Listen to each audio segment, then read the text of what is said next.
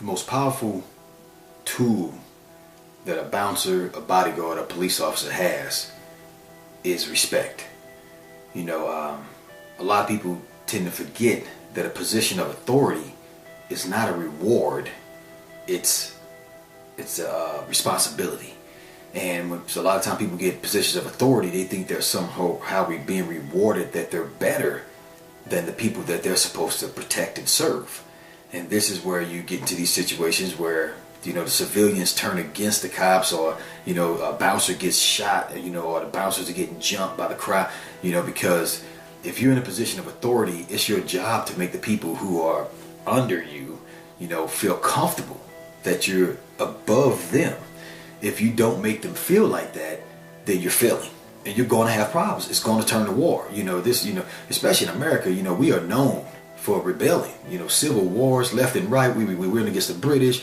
You know, it's just when you oppress people, they're going to stand up. They'd rather be dead than to be your bitch, and that's the truth. You know, and I think that's every human being. Every human being is only going to let you go so far before they're going to strike out and break the laws to bring you down from your pedestal of thinking that you hold more value than them because of some position you hold. So I always make sure whenever I train somebody dealing with public service, dealing with law enforcement, I say the number one thing you want to do is don't make so many enemies that you don't even know who they are, because anybody can be got. Anybody. You know, I'm a world champion. I fall over. But anybody can get me. You know, I can be walked in my car carrying groceries. They can sneak up from the bushes. Ain't nothing I can do from behind. I'm not that tough. And all it does, I have to give them the motivation and reason to do that. And I think one of the biggest things that anybody can do, you know, a bouncer, a bodyguard, a police officer, anybody, a school teacher, a principal, a kid can do to an adult, is to disrespect them. You disrespect somebody and make them feel valueless, then they're going to have to take you down to gain their value back. So I give you a really good example. You know, I can remember one time I was bouncing in a nightclub, and some guys were about to get into a fight, and they were serious. They were mad at each other, and I just walked over to them, and I, you know, told them, security, stop. You know, and I they wouldn't stop the fight, and I grabbed one and pulled them back, and then I said to Colonel Bo, I said, look, both of y'all, some big strong cats, man. I don't want to have to fight y'all in here, and I get thrown into a wall by one of y'all, I get knocked out, and I'm laying on the ground knocked out by one of y'all or something, you know. And secondly, you know, this hot girl over here, she been checking you out, you know what I'm saying? And this how it goes. Either you gonna get with her, you know, or I'm gonna go get her, you know what I'm saying? Because if you want to roll around with this dude and then roll around with all us other muscle-bound dudes trying to get a hold of y'all and get my sweat all over you and in your mouth and all that, instead of her sweat in your mouth, then you go ahead and fight. We're going to get you out of here. And then as soon as we throw you out, I'm going after this girl that's been looking at you. You know, and I said that, I had given them respect. I know that they were powerful by saying, and I noted that I didn't think I was above them by saying that I don't want to get, you know, knocked out or thrown through a wall.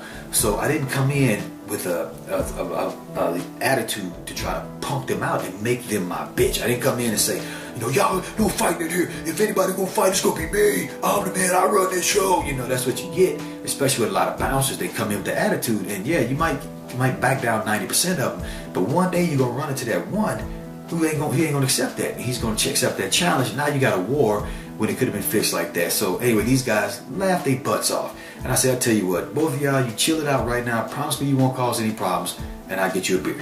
You know, yeah, they shook hands, hugged, you know what I'm saying? They came over, had a beer with me, with each other. So not only did I diffuse that situation, you know, stop from having to hurt them, stop from me possibly getting hurt, stop my guys from possibly getting hurt, and an innocent person getting hurt, them coming back later to shoot the place up, or let's say they would have beat me up, then I got to shoot them, you know, to get my respect back. You know, all this stuff. Not only did I stop all of that, the next time I saw them, they were my friends watching my back. You know, so when something popped off, and I had to confront somebody, they were always standing in the background, just waiting. Hey, we got your back if you need it. So I think that, you know, anybody dealing with law enforcement and you know, bouncers, bodyguards needs to understand that your true power is giving respect. When you give respect to people, it's almost like the agents in the Matrix. You know what I'm saying? Mr. Anderson. You know what I'm talking about? But it's like them. Anybody you touch becomes your agent. When you touch them with respect, you're going to put this magic into them. Now they're on your side.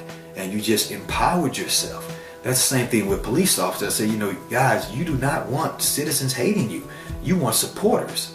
So the more people you touch, more, you know, with this respect, where they have to tell a story like me, you know, my stories about police officers, or they showed me mad respect. Now I got their back. Now I speak up for police officers. You know what I'm saying? And look at my background. You know, that's weird. Somebody like me speaking up for police officers. But the police officers that I ran into were some real cats. They was real dudes. They had respect. They didn't have what you call coplex. You know, they think just because they got a badge, they're better than somebody.